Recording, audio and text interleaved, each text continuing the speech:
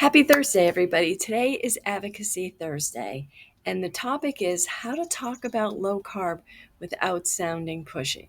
Let's face it, when we're talking about food and nutrition, it can feel like we're walking on eggshells, right? Especially when you're challenging decades of the USDA guidelines like cut the fat, load up on grains. Hi, I'm Dr. Rose, the Primal Professor, and today, thanks for showing up for your daily bite of nutrition and food wisdom.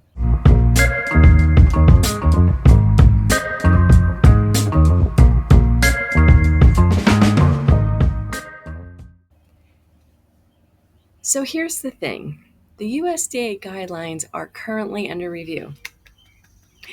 And that means it's perfect time for us, real people with real results, to share what's working.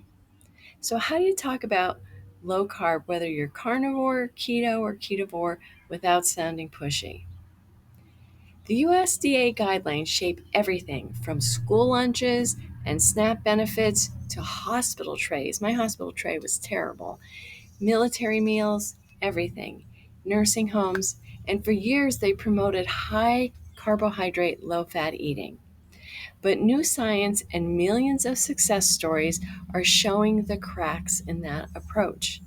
Still, facts alone don't change minds, but empathy does.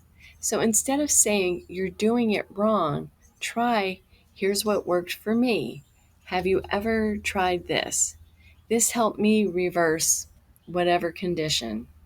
It's about sharing, it's not about shaming. So here's today's nugget. You don't have to win every argument. You just need to plant the seed. Curiosity grows where defensiveness ends. I once had a friend say, I had a lot of people compliment on different things, but oh my gosh, you've really changed. Your skin is clearer, or you've lost a lot of weight. What are you doing? I've even had my doctor say, boy, you're really, doing much better. I didn't give them a lecture. In the case of the woman that asked me a friend, I gave her a recipe. And 2 months later, she called me in tears. She had prediabetes. Her prediabetes, gone. Have you ever shared low carb with someone you care about? Tell me in the comments what worked, what didn't, what surprised you.